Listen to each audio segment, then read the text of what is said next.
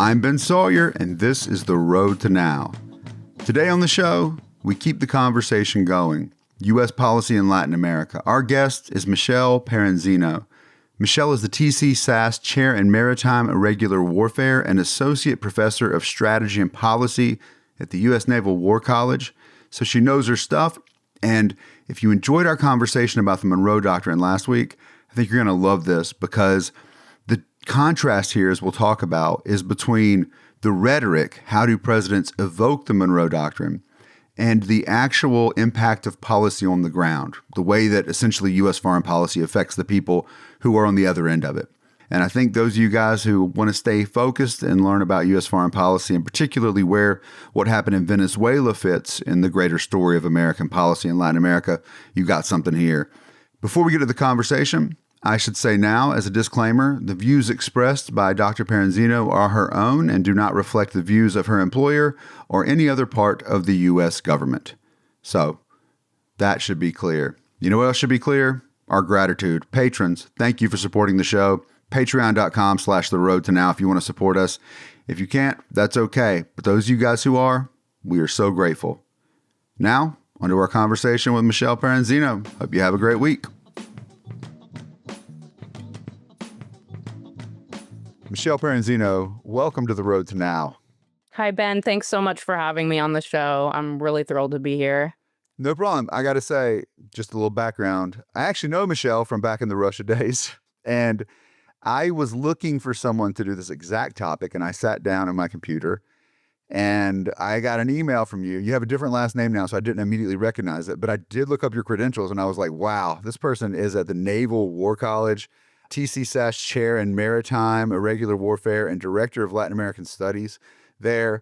You've been crushing it since I last met you, but it's pretty cool to find out you're an old friend. Once I looked you up. Thanks, Ben. Yeah. I've actually had 2 surnames since then. So just trying to make it difficult for people to track me down, I guess. Well, That's why I figured I had to reach out to you. Hey, remember me? yeah, I do. But your work stands on its own. I guess my point here was before even recognizing, I just immediately looked up your credentials and I was like, this is exactly the kind of person that I want to talk to with these expertise. Because last episode, for you, those of you who listened, we spoke with Jay Sexton, American historian. We looked at the Monroe Doctrine and the rhetoric surrounding it, the way it's, basically its purpose as it served American politicians, the amorphous ways that it was used, and kind of it's been able to be evoked by a variety of different presidents with different agendas. It takes that backseat during the Cold War, is what Jay says. And this makes sense because it is about dividing the world into spheres of influence. And that's, in the era of the we're looking out for everybody, that's kind of a bad look. But as anybody listening to this in 2026 or maybe a while afterwards knows, it's back.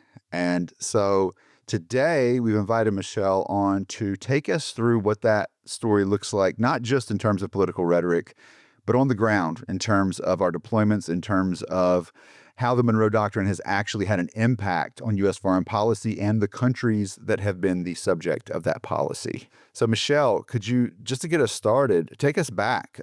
Jay said last time it's something of a nothing burger at the time. We see it evolving. How does that look from Latin American perspective? Yeah, it's kind of interesting because, of course, the context in which the declaration was issued, and it was kind of buried in a speech, an otherwise sort of unremarkable speech, but it was in the context of South American wars of national liberation against the Spanish. And so, of course, at the time, this in 1823, the United States didn't have any way of enforcing this doctrine at all, right? So, it did create a stir in Europe, like, the pretensions of these, of this young American republic. Like, what are they thinking? But it kind of just, didn't really go anywhere for a while because, the United States didn't have a big navy. So it wasn't until the age of the turn of the 20th century, and you get like Teddy Roosevelt and Alfred Thayer Mahan, of course, working at the War College, have to mention Mahan, right? Because he's the big advocate of this is the age of open imperialism, right? So, we think of imperialism today as a bad thing, but back then it was like arguing for imperialism, like, hey, the United States should be an imperial power. And in order to do that, we need a big navy. And of course, this was, during the period when they're looking at like the technology is raising the opportunity of a transoceanic canal. And so, Mahan and Teddy Roosevelt both agree that the United States needs a strong navy and they need to obtain control over any transoceanic canal. And so that's how you get like the birth of the state of Panama, right? Right. Because the Colombian Senate refuses to ratify the proposed treaty granting the United States, 100-year lease rights. And so, the United States, like Teddy Roosevelt administration, winds up supporting these secessionists in the area, in the like Isthmus of Panama, which was part of Colombia at the time, and creating this new state of Panama that will give us the rights. Yeah, I think it's an interesting story because that single factor, the importance of transit of specifically of Central America, looms large. I mean, even before you get to official policy, this area, which, prior to the Panama Canal, if you wanted to go from New York to San Francisco, and you didn't take a train, if you wanted to ship things, you had to go through really this area, the Central America, through Nicaragua, a lot of it, through Panama. You got, of course, we've talked on the show before about William Walker, the guy born in Nashville who goes and proclaims to be president of Nicaragua, because who would just take over a country and proclaim to be the president, acting or otherwise? Anyway, so it's crucial. Only a Tennessean. Only a Tennessean or a New Yorker, apparently, turned Floridian.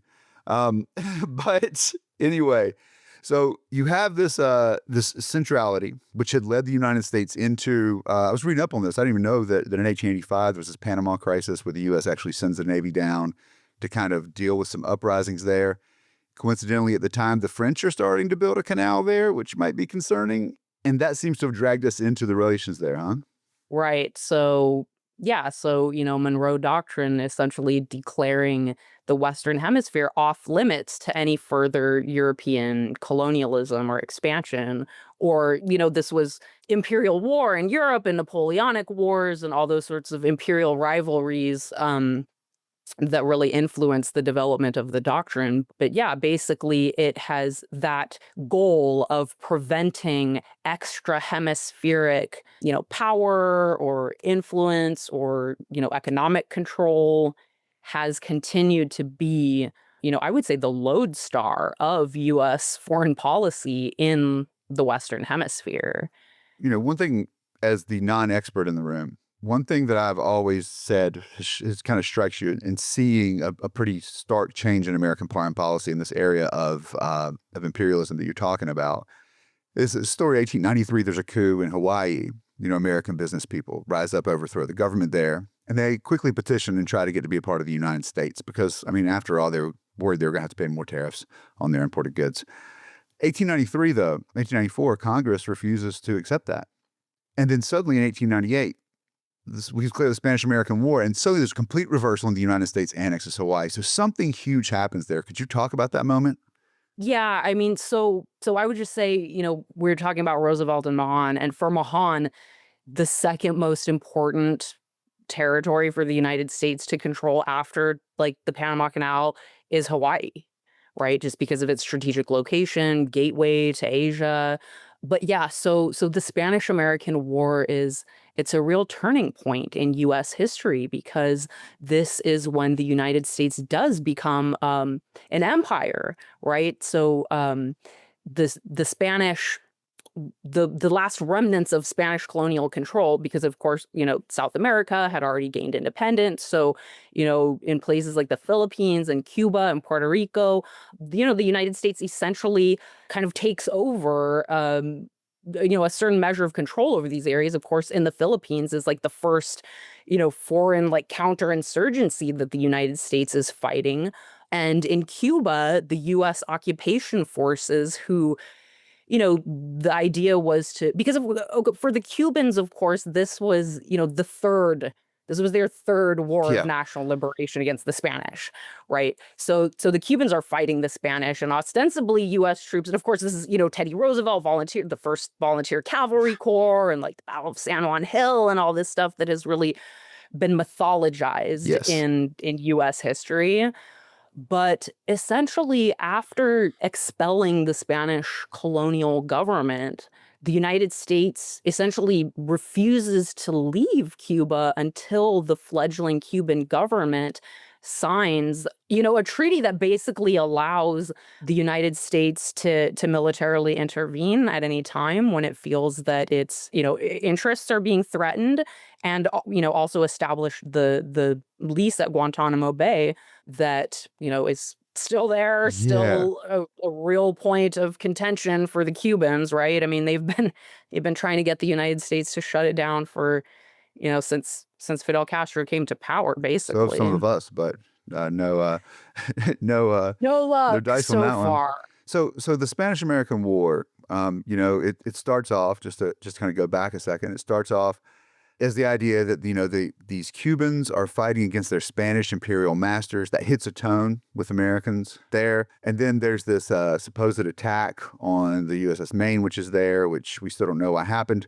But these things come together with yellow journalism, and there were a lot of people who had reasons they wanted to take that land. Again, it's the age of imperialism. But what you needed was the rhetoric. And the rhetoric was, we're going there to support these revolutionaries. But very quickly, it became obvious that that was not the case. Because if you're supporting Cuban revolutionaries, you don't need to annex Puerto Rico, Guam, the Philippines, all of that clearly against the people's will. And it became very much about expanding American business. I say this now to jump to what we're seeing right now. Hmm. My entire life, Michelle, you remember the wars in Iraq. I mean, I'm 47, so I remember this. Everybody was like, Yeah, I'm seems like there's a 45, yes, so seems like there's a I lot of oil remember there. well. Yeah, they were like, seems Yeah, like a lot of oil there, and they were like, nah, that ain't why we're doing it. We're doing no it blood for for oil. No blood this, for oil then. yeah, or this. They can never say it. And I always thought like, that wasn't a good thing because it didn't seem like the stated motivations were in line with the actual motivations. But it seemed like we had come a long way because in the 1890s, the first years of the 20th century, you had to put some kind of a spin on top of it. Like we're for human rights, like we're for Mm. something. And now what I look at when I see what happened in Venezuela with Maduro, it just strikes me that the rhetoric was pretty thin. Oh, they're importing fentanyl. I was like, no, they're not. Doing drugs or terrorists, whatever, Trinidad, whatever we want to say. And now we've taken it, and now Trump has taken the oil. And as I've read, it put it in his own account. Does this sound familiar to you? Does this look more like the 1890s, or is this something different, do you think? Yeah, I mean, I think the period that this most resembles is the 1890s and the age of sort of open US imperialism where, it's where it is seen as a good thing. Like it's not something that, we need to feel ashamed of or hide behind or try to concoct some, other justifications for. And so although we did see that in the run up to, the overthrow of Maduro because and this is something that I've written about in the past, but in the 1980s, when this whole rhetoric of narco terrorism emerges as a concept, it also is in response to this sort of nexus of, leftist, like sort of communist insurgency and the drug trade. So it's when it's like in the early 80s in Peru, you get Sendero Luminoso moving into like the coca growing areas in the upper Huallaga Valley in Peru. In Colombia, of course, FARC and ELN, M19, like they're still there, right? But the idea that Maduro was, I mean, the Cartel de los Soles, from my understanding, is, it's a sort of a term that arose among like Venezuelan journalists to kind of describe a phenomenon that they saw in their country, which was official government complicity in the narcotics trade, right? Which is something different from saying that it's like government policy to export narcotics to the United States in order to undermine US society. Because those were the charges that the Reagan administration made in the 1980s against, Cuba and Nicaragua. Of course, Nicaragua had just, the Sandinista government was, trying to ally with the Soviet Union the same way that the Cubans did after Fidel Castro and the Cuban revolutionaries came to power. So, I argue that that rhetoric arose partly in order to cultivate U.S. public, like the American public support for anti-communist counterinsurgency in Latin America after Vietnam, when the American public was just so like traumatized by everything that had happened in Vietnam. Like you get the whole Vietnam syndrome, right? This sense of like, oh my gosh, like are we the baddies? So the idea that the American public is going to be in charge of or in favor of another anti-communist like counterinsurgency, they just don't have the appetite for it. But during the 80s with the cocaine and the development of crack cocaine and the whole hysteria surrounding that, that's what the American people are afraid of. And so, the communist threat of the Cubans and the Nicaraguans was turned into like the drug threat, the narco-terrorist threat.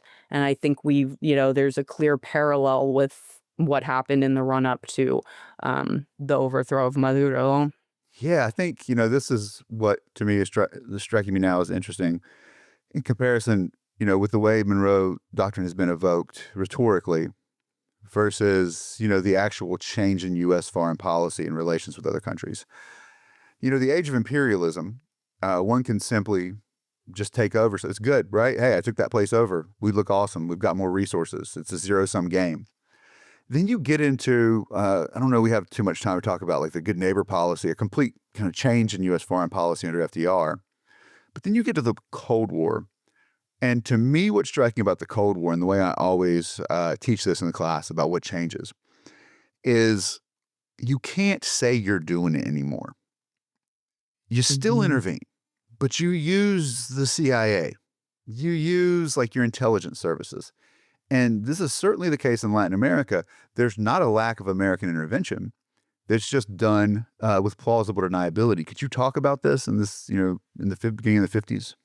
Oh yeah, definitely. Because so I argue that, it's the creation of the United Nations and the drafting and, establishment of the United Nations Charter, which was configured like concurrently with the new charter for the Organization of American States, which as like a regional security organization, there had been some form of like Pan-American organization going back to the days of Simon Bolivar.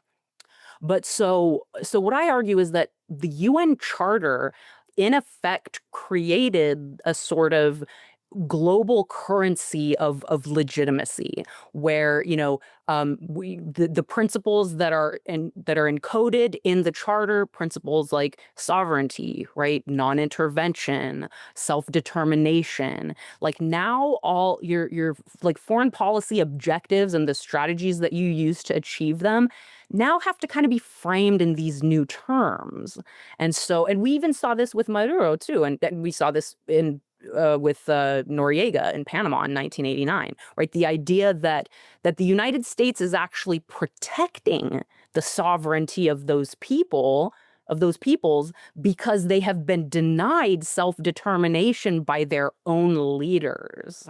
That's fascinating. Yeah, and so the first covert regime change in the Western Hemisphere in the Cold War is in Guatemala in 1954. And of course, this followed, like the previous year, the overthrow of Mossadegh in Iran, which was viewed as an enormous success, right? Because at real minimal cost in, U.S. like resources and lives, the guy we didn't like, Mossadegh, he was out, and now the Shah is back, right? So it's viewed as a success. And the same thing in Guatemala. So Guatemala's second democratically elected president, Jacobo Arbenz, was pursuing land reform that threatened the United Fruit Company, which was, United Fruit, they basically owned most of the arable land in Guatemala, and they had been underpaying taxes on that land for years, which is why they were really opposed to the land reform because the proposal was to compensate United Fruit on the basis of their tax returns. So Right. they were not in favor of that. But, there's more than just bananas involved here, right? Arbenz he was not like kowtowing to Washington, basically. Washington is trying to put together this Central American Security Pact. Arbenz is not really interested in joining. So there are other things like he's kind of challenging U.S. pretensions to hemispheric leadership. And so it's this combination of and of course, this is the age of McCarthy, right? Right. The second Red Scare, there's this huge domestic political pressure to eliminate, any form of leftism from the region, the hemisphere. And so again, like the overthrow of Arbenz, like the overthrow of Mossadegh, is achieved, via covert action at a relatively low cost compared to like an open, military invasion. And so it's considered a success, right? Mission accomplished. He's gone. But in both countries, the repression that ensued wound up creating long-term instability that created blowback for the United States. Of course, the 1979 Iranian Revolution, right? Guatemala descends into like a 30-year civil war. So, yes, the United States achieved its objectives in the short term, but at a very high cost in long-term security and stability. What I think is key that separates this moment from now and from the 1890s is you don't admit you did it, right? I've heard people say, the Pottery Barn rule, you break it, you own it. But if there's just a broken pot on the ground and there's and you're like, I didn't do it, could have been anybody, then that changes the dynamics. Because now the broken situation is on the home team's responsibilities. Yeah. And so, I would just say one thing about plausible deniability, which is, sometimes it was just not even actually possible. So, I think of like what we call the Bay of Pigs invasion, right? Oh Which yeah. was the United States is supporting this Cuban exile force to invade Cuba and try to overthrow Castro. So the plans are developed. It's Eisenhower. It's the Eisenhower administration who directs the CIA to begin developing these plans. But one thing I feel like people tend to ignore when they talk about this incident is the fact that when JFK came to power, he looked at the plans and he ordered them to make a bunch of changes to the plans in order to enhance plausible deniability of U.S. sponsorship of the invasion force, right? But those changes came at the expense of military effectiveness. And so, JFK winds up getting basically the worst of both worlds, which is that, Castro remains in power and plausible deniability was a fiction to begin with because there's this great quote from Castro because he had his like spy network in the Cuban exile community in Miami was impressive. The Cubans punch way above their weight when it comes to like security and intelligence. They're trained by the KGB, right? So Castro already knew that this invasion force, they're training in Honduras. There's these training camps everywhere that he's like aware of. So he knows this invasion is coming. And when somebody asks him about his, espionage network, and he says like, I didn't need my spies to tell me that an invasion force was on the way. All I had to do was read the front page of the New York Times. Yeah. So, the idea that plausible deniability was ever like viable, Sure. it really wasn't. But it projects a very different attitude, I think. Oh, I mean, absolutely. a different entire policy structure, right? By the way, I've listened to a lecture by the CIA's own historian who walked through the Bay of Pigs invasion as an example for how never to do anything. They didn't have anybody who's speaking Spanish like on the team. They didn't I mean, it was it was doomed from the beginning. But the idea was that we are gonna, hey, we recruited Cuban nationals, right, to go in and be the land Right. forces. because we wanted to act like it had just happened, which tells you something. Which, just for the background, this was 2 years after Castro takes Havana, and his forces take Havana in January of 1959, and immediately begin nationalizing property. And so this is a common denominator here, right? You have Guatemala, the threat to property. You had Iran, the threat to property. And now you have in Cuba this threat to property, all of which seems to follow a similar pattern. But you can never say we're going to invade because this is bad for our bottom line. Hmm. Right. And so in the Cold War also, you also can't say that you're going to invade because we don't like what the Cubans are doing, which is why we have to like frame it in terms of self-determination and, well, and this was true with both Noriega and Maduro, right? That there had recently been an election that was contested where the opposition probably won the election, but both Noriega and Maduro refused to concede. So in Cuba, it was like, well, the revolutionaries are refusing to hold elections, right? So they're actually against self-determination. But I mean, the ultimate result of the Bay of Pigs disaster is the Cuban Missile Crisis because you know, Castro and the Cuban communists had been, and by the way, like Castro himself, Raul was a communist. Castro was not like a card carrying Yeah, communist, and he he's a doesn't make nationalist. the announcement. Yeah, right. And he doesn't describe his revolution as Marxist Leninist until after the Bay of Pigs, when he's like to the Soviets, like, hey, see, like we told you that the Americans are not going to allow our revolution to survive. And now you have seen the proof in the form of this invasion force. And so for Khrushchev, that's like the final piece of the puzzle that clicks. And it's like this way, this is how he comes up with Operation Anadir, right? It's this way to protect the Cuban Revolution, improve the global strategic position of like the communist world, and also, as I love this turn of phrase that he used, like to repay the Americans in their own coin for the Jupiter missiles that were stationed in Turkey that were, pointing right at Soviet territory. So, Khrushchev is like, hey, I want the American people to feel the fear that the Soviet people, that our people do. Yeah. All right. So let's do a quick accounting here.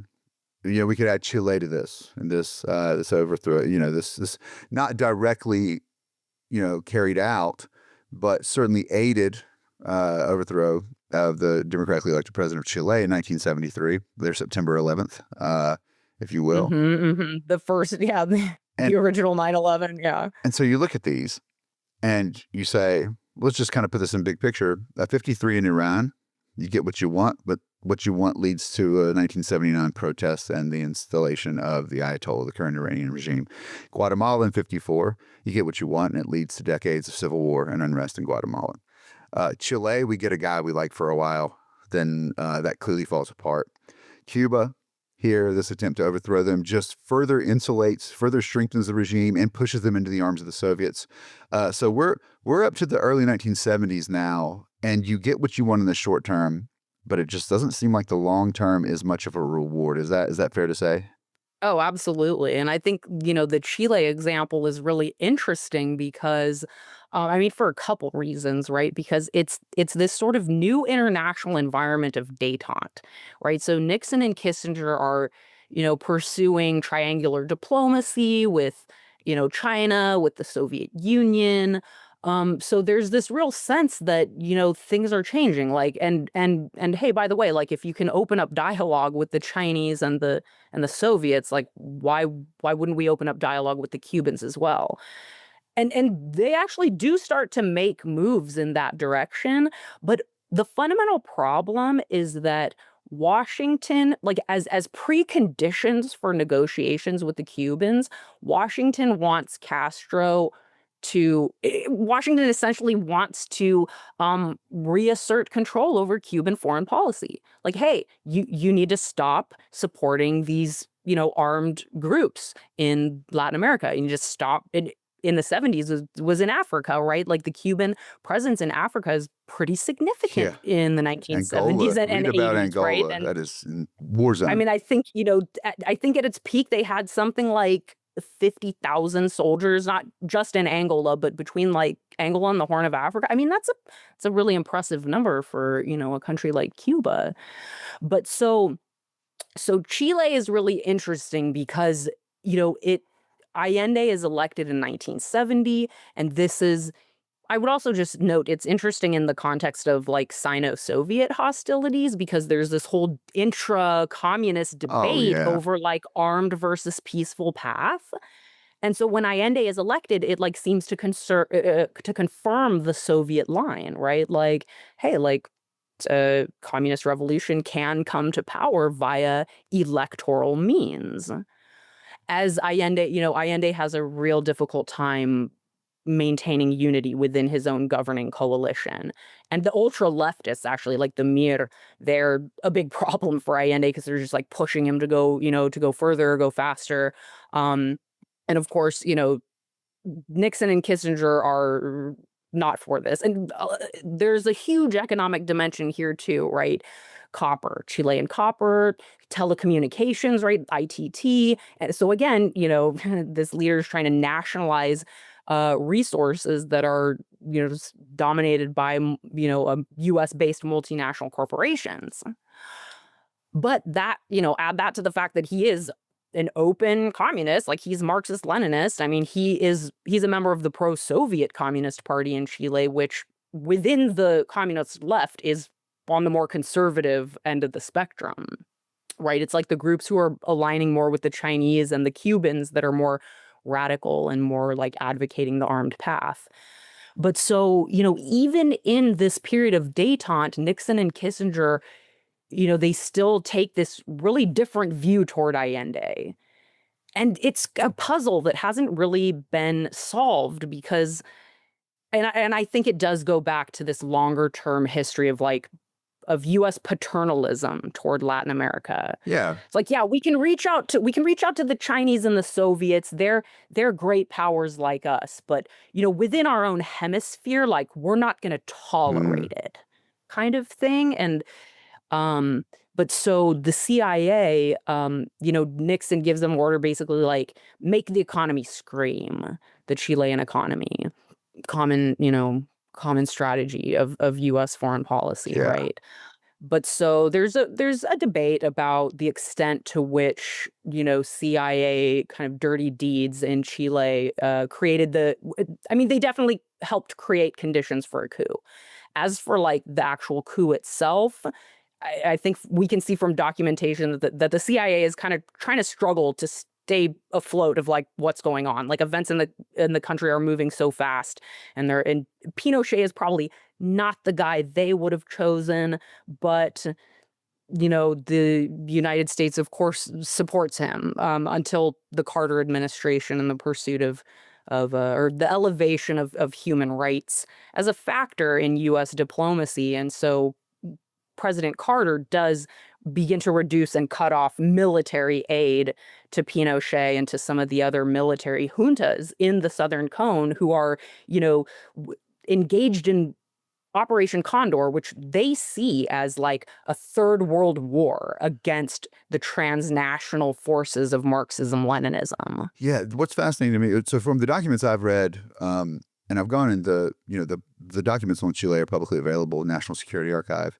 And I've read those, and it seems to me like they had tried to stop the election in 1970, the CIA had, and they failed at that. And so it seems from what I remember, the primary goal they played was feeding the information they had to the coup to basically root out, perceived enemies and all of this stuff. But they were definitely providing a support role, and it was, at least had been, something they wanted to get rid of him.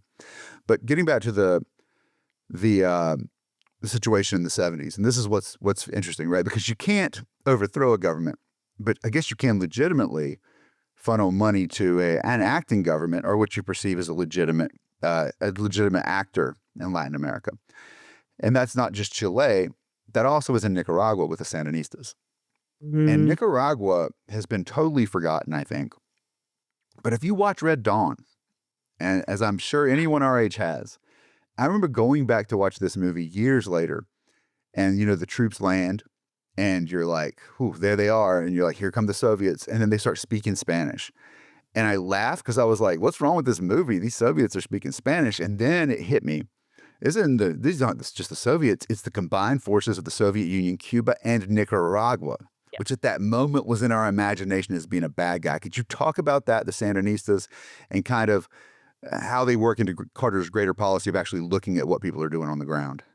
Yeah, so okay, so there's a lot that I can say about this because so I had a similar experience of watching Red Dawn as an adult and being like, "Wow, like what is this movie doing?"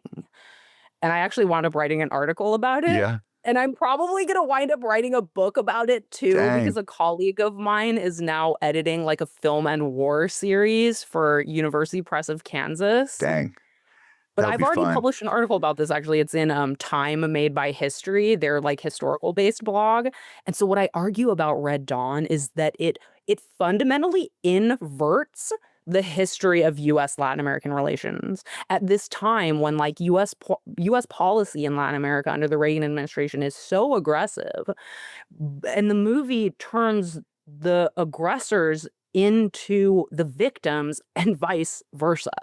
So, like, my whole, like, hook for that was because this movie comes out in 1984, and in the novel 1984, like, doublethink is this, like, process by which a thing becomes its opposite, and I was like, "Wow, this movie is totally doublethink," because it's convincing American audiences that it's the American public that is the victim of these Latin American communists and not the other way around. But, like, so Carter, yeah, the Sandinistas come to power in 1979, which is when Carter is still president. In the United States had supported Somoza, the Somoza dynasty, through its existence, and it's really only kind of toward the end of, when things are really breaking down in Nicaragua that the Carter administration is like, "Well, maybe we should actually aid the Sandinistas. Maybe we should actually, like, help them." Um and so the Carter administration does, like, tentatively reach out to the Sandinistas and, there's some, like, economic aid and diplomacy, and it's obviously cut off when Reagan comes to power because he is, of course, like, super anti-communist, was, totally opposed to, Carter's whole approach to US foreign policy, to human rights, to the drug war also. So Reagan, like, really comes back and revives the drug war, in a really strong way, and of course, aid to the counter-revolutionary forces that are trying to overthrow the Sandinista The government, Contras. who are also, like, of course, allegations emerged of their involvement in drug trafficking, which it's like, okay, that fits the definition of narco-terrorism, right? Yeah. But they were never referred to as narco-terrorists, which is why it's like, okay, so this narco-terrorist rhetoric, it's really only it's reserved for the communists, basically. Right. And so we enter this new era. And I think a lot of Reagan's rhetoric harkens back to kind of previous threads and brings them back certainly early on, with the evil empire Yeah. trying to get rid of the whole detente thing. Now he does, to his credit, have a very strong reversal on that, and later in his policy with Gorbachev. And I do still stand by the fact that I think Reagan and Gorbachev's relationship is incredible, and I think the man deserves credit. Reagan deserves credit for that. But Absolutely. but that doesn't, we can make some good decisions and some questionable decisions. But this comes back to this era. So you're saying this is in the 80s where you can't say that you're trying to overthrow a government that the people want or anything like that. I remember, it's still in this Cold War context, but you can accuse them of being involved in the drug trade in the context of the war on drugs. So this is what happens, and this is how we get to Noriega in Panama. Is that right? Well, so I would say, like, the charges of narco-terrorism, it's interesting because they do emerge in the South American context, like, from South Americans themselves. Like, the earliest reference that I've heard of the word narco-terrorism is the, Peruvian president. He was president in 1982 of Peru, Fernando Belaúnde Terry, and he had actually been president of Peru, like, earlier in the 1960s when the when the Cuban influence and support for like leftist guerrilla movements in Latin America was strongest. So his threat perceptions are still very colored by that. And so he's accusing like, oh, this is a Cuban orchestrated, insurgency, and like it wasn't at all. Sendero had completely indigenous roots in the university atmosphere in Ayacucho. Like it was not, it was by no means a Cuban initiative, but that was his threat perception. And so he's the one who that I've been able to find is the first to use that word narco-terrorism. And then so other Latin American officials are kind of, trying to push for more like security and military aid to help them get after the insurgent threat. And the US response is like kind of like, well, can you actually frame it more in terms of drugs? Because Yeah. then we can provide, the aid under counter narcotics, which, because there were congressional restrictions on counterinsurgency aid, again, as coming out of Vietnam and that whole experience. So it was like, hey, just call it drugs.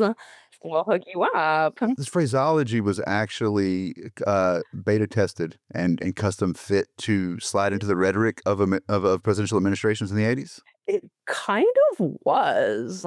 But when you see the Reagan administration using the rhetoric, it's really not. It's not about like Peru or Colombia. It's about Cuba and Nicaragua.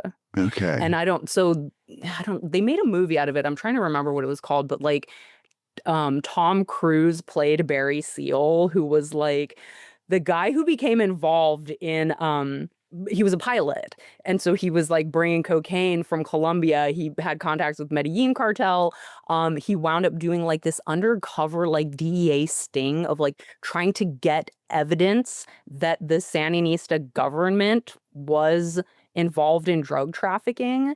So, and then they splashed this like all over the news, and then like Justice Department and DEA had to later walk back these claims like, we actually don't have, evidence of, that drug trafficking is being pursued as official policy in this country. But it was like the Sandinista interior minister, Tomas Borge, one of his aides, Federico Vaughn, who some people think like he probably was a CIA asset. But it's like basically even when they're producing this evidence, it's like one guy who's an aide to one Sandinista official. Like, I think one guy involved in the drug trade does not like prove official like government complicity in the drug trade, right? And I think, historically, like communists have actually been pretty anti like drug. Like, Yeah. going back to like the Chinese communists and the nationalists, even going back to that, it was like it was the nationalists really who were more involved in the drug trade. But of course the US, narco terrorism, when US allies do it, it doesn't create the same opposition. Yeah. So it's pretext, you're saying, and this goes back to I think what we spoke about with Jay Sexton, the rhetorical value of some of these things, right? That's what matters more than what's actually happening on the ground. What can you say to people to justify it? How do you frame what you're doing, regardless of what you're doing in your actual interests? Yeah, and that's why I think too that the Monroe Doctrine didn't completely go away during the Cold War. It was like it was repackaged for public consumption, right? It became like hemispheric solidarity, which is, the phrase that US officials deploy whenever there's a hemispheric leader who is defying Washington in some way. It's like, well, that person is destroying hemispheric solidarity. Okay. And it always kind of bothered me, like the way that this term was deployed. And I never really understood why. But I think the more I think about it, the more I think that, like, solidarity is a tool of the oppressed. And, like, so for somebody with that amount of power to be, like, invoking solidarity, Yeah. it just really doesn't sit right with me. Yeah. Why can't we all just come together and do what I say? Exactly. That's fascinating. So how does this lead into what happens in Panama with Manuel Noriega? I'll say on a personal note, I have like big picture memories when I was young, of like the Mhm. presidents and everything. The first event I remember seeing and learning about by just watching TV, and I remember it, was when we sent in troops to take out Noriega. I remember seeing the news and seeing it go down, and I think it was live when it was happening. But, as a 10-year-old or 11-year-old, I had no clue what that meant. So could you take us back? Is this part of this greater attempt to influence the region for our own interest on the basis of stopping the drug trade, or is this something different? Yeah, I mean, with Noriega, I'm not again, it's hard to separate, like, his, complicity in the drug trade from, like, his just overall moving toward, like, defying the United States. And I think the international context here is so crucial because for Iraq 2 years later, right, in '91.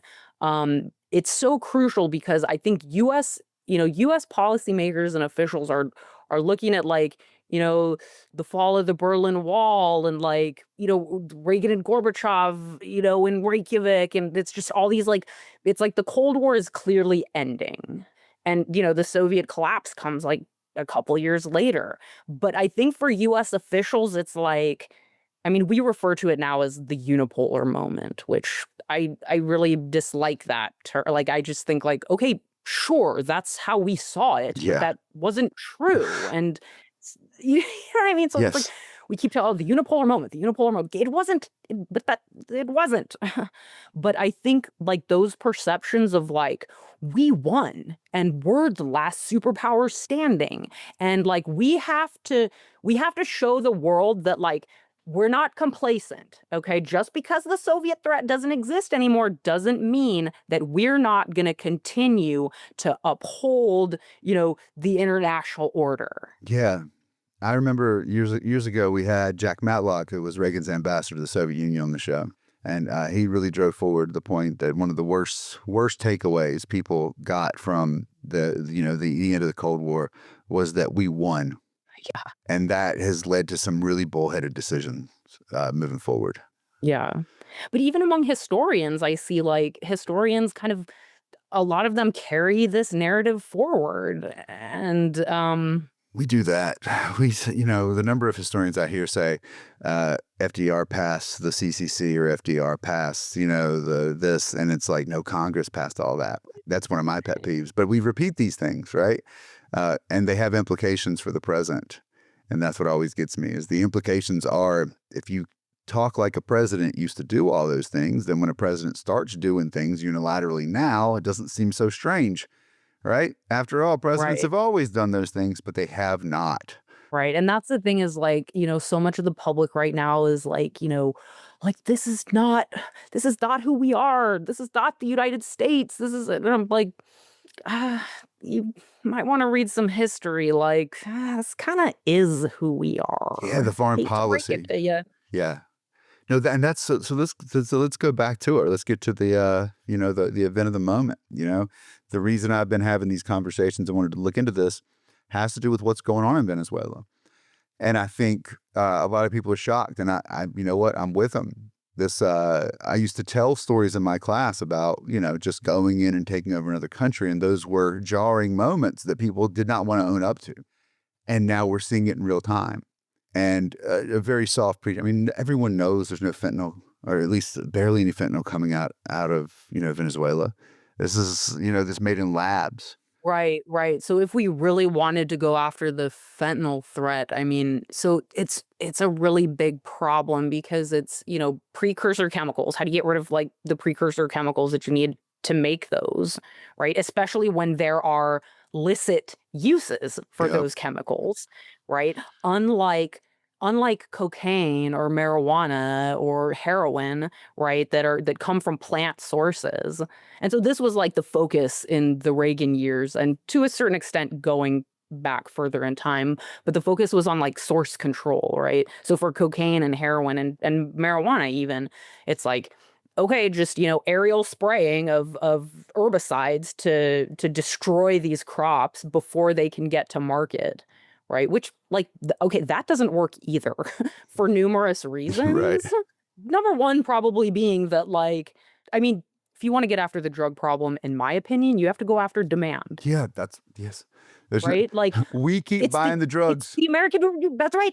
It's the American people. We are the largest market in the world for illegal substances. Hmm. So, but like, yeah, I mean, if we really wanted to get after the fentanyl threat, that really has nothing to do with Venezuela, It's what I'm saying. right?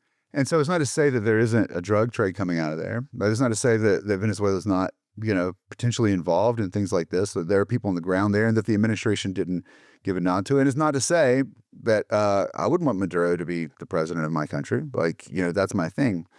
Personally, I'm into liberties. I'm into restrained government. I'm into executives that don't exert their control and Oh, you're threaten to so cancel old-fashioned, elections, Ben. and rig things. I'm into all that, which I don't know that. I mean, Trump recently claimed he was the acting president of Venezuela, so I'm not quite sure that a lot of those problems are going to be resolved by that. Yeah, I'm not either. I'm actually working on a piece right now about why Venezuela does not present the same strategic situation as Panama did in 1989, because, that's everybody's invoking that comparison. And it's like, there's so many reasons why this is different. Go through them. Okay. Fill us in. So many reasons. So, okay, number one, geography. Like Panama is an isthmus. That's why it was and remains so important to the United States, right? Because of the canal. Okay, and because of that geography, like, and US naval power, like, we could do a naval blockade of Panama. Okay, like, can we blockade Venezuela? Like, sure, we could blockade the coast, but what's below Venezuela? It's like an entire continent. Yeah. Oh, and by the way, like there's tons of ungoverned space along the Venezuelan borders with like Brazil and Guyana and Colombia, where there are already huge base camps of like FARC and ELN and like these leftist guerrilla movements that, like there's already sanctuary there. Yeah. Just wasn't the case with Panama, right? Like, so just geography and the territory itself is so different. But like, okay, following on that, the armed forces, like Panamanian armed forces were very small at the time of the US invasion, right? I think it was like 16,000, but of those, only 4,000 were like actual combat troops. Okay, compare that to the Venezuelan military, which is almost like, a couple 100,000. And, I'm not like the expert on Venezuela, but from what I've read from people who are, like, it seems to me that they're saying that like among the sectors of society that are most sort of like pro-Chavista and loyalist, it's the armed forces, right? And actually this was something that the Cubans learned and applied. I just want to talk about this real quick because Yeah. Che Guevara was in Guatemala at the time of the overthrow of Arbenz. And what Guevara took away from that was lessons that the Cubans then applied to their own revolution. And then they applied it in Venezuela after Chavez came to power and the friendship between Castro and Chavez developed. And Castro like viewed Chavez as, like Chavez was like, or I mean, Castro was like Chavez's mentor to some degree. But so the lessons that Che learned in Guatemala, because Che believed that if Arbenz had only armed the workers and the peasants, that they would have fought on his behalf, right? And so that's the second thing is you cannot trust the loyalty of the armed forces as established when a revolution comes to power. You have to disband. You have to completely disband. You have to disband the armed forces, you have to subject them to revolutionary justice, and you have to rebuild them anew, like they call it, like democratizing Right. the armed forces. And then finally, the third lesson that he learns is like the revolution, like violence is inevitable because the forces of counter-revolution are violent, and that necessitates revolutionary violence. And so it's really interesting because, they apply these lessons in Cuba and also in Venezuela. Like you got to rebuild the armed forces. You got to ensure that they are loyal to you, and arming the people's like militias and things like that, like the, barrios and things like that. These are lessons that were learned. And so, the factors that have the potential to sustain a long-term insurgency in, Venezuela in that area are very much present. And, we haven't even talked about ideology, right? Like Noriega was an opportunist. He was a political opportunist. He had a long relationship with U.S. intelligence forces. Yeah. Contrast that to Chavez and Maduro, who are, essentially like leftist communist on that spectrum. So that is an ideology that continues to have force in the region because of all the things we've talked about here. And so, Maduro he's a potent symbol of an anti-American ideology that continues to motivate people in the region, Ah, unlike Noriega. so in this case, Maduro being someone that is, from all accounts I've read, interfered in the last election, all of this. If you're looking to, if you're in a country that has a strong pro-independence, anti-American imperialist vibe, perhaps the worst thing you could do for unifying people is for the United States to invade the country and take out the president, huh? Yeah, I mean, sadly, this is a lesson that we somehow haven't learned. But like, I would just want to point out one other thing as well, because back to the foreign policy aspect, like Chavez, a big reason that the Bush administration opposed Chavez was because Chavez opposed the Iraq War in 2003, the Okay. U.S. invasion of Iraq. So it's like, the commodities and stuff, like, yeah, it's important. Of course, oil in Venezuela is important. Like, of course, it's home to like the largest untapped reserve of crude in the world, right? Of course, that's important. But, I think it's like United States doesn't even need that oil, first of all. I think personally that it's more about cutting off access to that oil to U.S. adversaries, right? I think it's less about like we need the oil than like we need to make sure they're not selling oil to the Cubans and the Iranians The and Chinese, huh? the Chinese, right? The Chinese. So and Trump has said that he thinks that the Cuban regime will just fall on its own now that it's like Venezuela's cut off, because the Venezuela was the lifeline, after Chavez came to power. The Cubans were very dependent on Venezuelan oil. So I think, the Trump administration, I think they're just basically hoping like that it will just self-destruct. So this, you understand strategic thinking and all of this. When you look at the decision to go in and this kind of heightening of anti-Venezuelan rhetoric that's happened since Trump came back into office, do you see this as an escalation of a line of thought that was already there, that this was a thought out plan that Trump himself decided to implement, or do you see this as a complete rupture with very little strategic thinking behind it, or somewhere in between? I think it's somewhere in between because, the first Trump administration, like U.S. hostility to Venezuela goes back. It Right. really goes back to the election of Chavez Which which year was he elected? in Okay. 99. So yeah, so U.S. opposition to Venezuela is, it does go back quite a ways.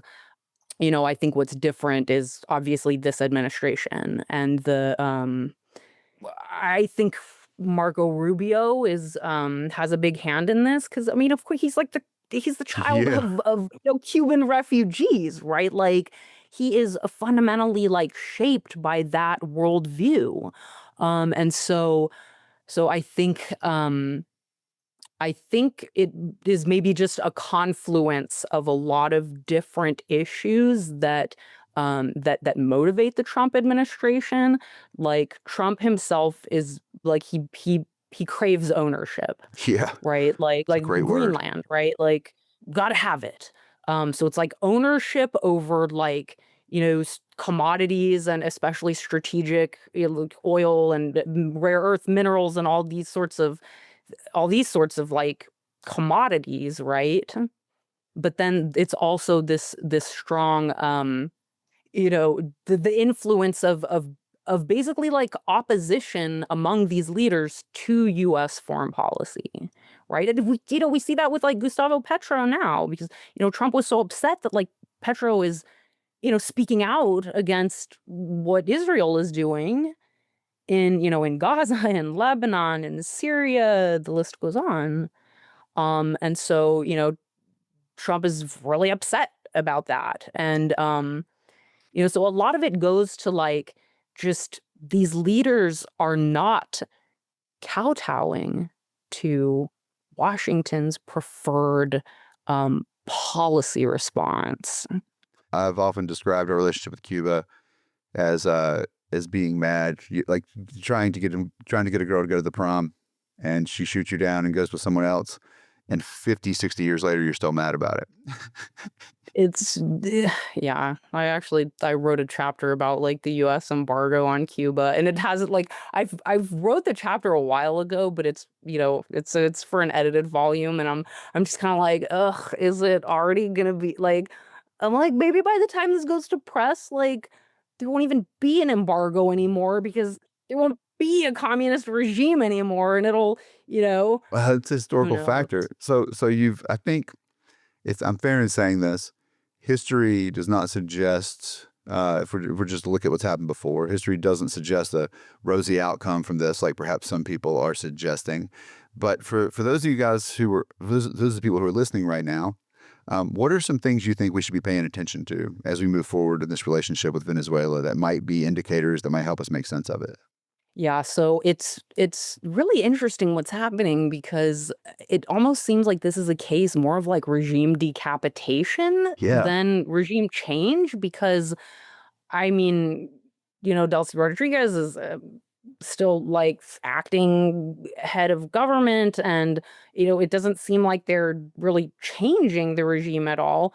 So, like, okay, what I would keep an eye on, like, yeah, I mean, what are the Cubans doing? Like, they've, so many of their, I think the first numbers coming out were like 32, but then it was like more than that. At least 60, I think, Cubans were killed, trying to prevent Maduro from being captured.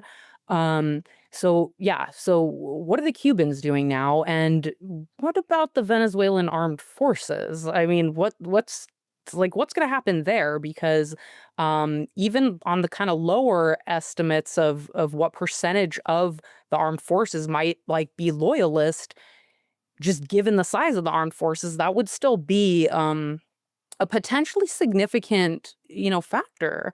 I could just see, a lot of these guys winding up in like the pre-existing base camps that are already there of like FARC and ELN and stuff like that. So that's what that's kind of what I'm trying to keep an eye on is like of course, the Russians is really funny because I had done an article. It was published in December, okay, on like Russian Latin American relations, and it's like already OBE. I had to like go back and look to be like, oh my gosh, did my conclusions from like 3 weeks ago hold up? And like the last sentence of the article was like, if the United States decides to like openly pursue the overthrow of Maduro, like Russian military support will in no way suffice to keep him in power. Yeah. And that's the thing is like, the idea that like really anybody can pose a meaningful military threat to the United States in the Western Hemisphere, I just don't see it. Yeah. Plus, the Russians might be kind of busy dealing with their own mistakes. Yeah, and so that's the other big question, right? And I don't know if you saw like like whisperings had kind of emerged in the news media of, that a Russian official had, suggested like a trade like Venezuela for Ukraine. And so that's another thing is like when people are just like, "Oh, this is a strategic blow to the Russians because Maduro was their guy." It's like, well, it's not a strategic blow if they get Ukraine out of it. Yeah. Although it doesn't seem like they quite have those cards to play at this point, seeing as how we've already done it and they weren't able to stop it, you know? But Yeah, yeah, but, I mean, I think we're just really witnessing the complete, like, reconfiguration of, like, the international order. yes, and I don't know. I'm not a foreign policy specialist, but it seems to me like, again, we may get what we want in the short term to the cost of what we want in the long term. And I think what a lot of people want in the long term, which is stability and the ability not to see U.S. soldiers sent abroad to fight in a war that this time we know is largely about oil. Right, and, like, also, I would just say, another lesson from history is that, anytime the United States pursues military action in what is initially imagined to be a very short-term intervention, to just, enhance stability and then get out, it just never happens that way. I always go back to World War I as the example. We'll be home by Christmas. But yeah, no, I was just gonna say, when you talk about like, war termination and stuff like that, and the British grand strategist Basil Liddell Hart said, the purpose of the purpose of war is to create a better state of peace. And like, I know we're not, openly at war with Venezuela right now, but I would just, ask, like, did our intervention there, will it create a better state of peace? And that, very much remains to be seen. But if history is any guide, the Magic 8 Ball would say, like, outlook not good. Yeah. And this, tie this into our years ago conversation with Eugene Rogan about the Middle East. And I think one should be highly skeptical of U.S. intervention largely anywhere in the world. I don't know that we have the best track record, but hey, I guess we could turn it around at some point. Well, Michelle Paranzino, thank you for joining us. Where can people find you and learn more about your work? So I do have a personal website. It's www.michelleparanzino.academia.edu. And there you can find for free all of the articles that I have mentioned during the course of this conversation. Excellent. Well, we'll make sure to link to that in the episode description. Michelle, thank you for sharing your expertise. I am happy to have you as a guest, but also personally happy to see you're crushing it. Naval War College is awesome. Thanks, Ben. Yeah, it was great seeing you and talking to you as well. Thank you for listening to The Road to Now. If you enjoyed this episode, please tell the world by giving us 5 stars and a review on Apple Podcasts or 5 stars on Spotify. Or spread the word directly. Just text a friend maybe, or share a link on social media. Anything helps and we appreciate it. And if you've got a friend who hasn't gotten into podcasts yet, let them know they can hear us every weekend on SiriusXM's POTUS channel 124. Now is the time when we say our special thanks to our supporters on Patreon and give a shout out to our Washingtonians. That list is Tanya Marsh, Mary Hawking, Tim and Caitlin Wells, Fig White, Matt Williams, Team Martin, Ann Williams and Frank Edwards, Nate Farrer, Jennifer and Magnolia, Chris and Teresa Adams, Joy Avery, Edward Carlson, and Aaron and Derek Garrison. Thanks to all you guys for supporting us. If you want to support our work and maybe get on that list, you can join us on Patreon at patreon.com/theroadtonow. You'll get extended versions of select conversations, extra episodes, bonus materials, and more. That's all available at patreon.com/theroadtonow. For more on the show, visit our website, theroadtonow.com, where you can easily search our back catalog and quickly find links to content. Why is it so good? 7 Ages Design. That's who made it. If you're looking for a website, go check them out. The Road to Now is hosted and produced by Bob Crawford and me, Ben Sawyer. Our associate producer is Gary Fletcher. This episode was edited by Gary Fletcher, and our theme music, like pretty much always, was by Paul DeFiglia. For Bob Crawford, this is Ben Sawyer. Thank you for listening. Take care.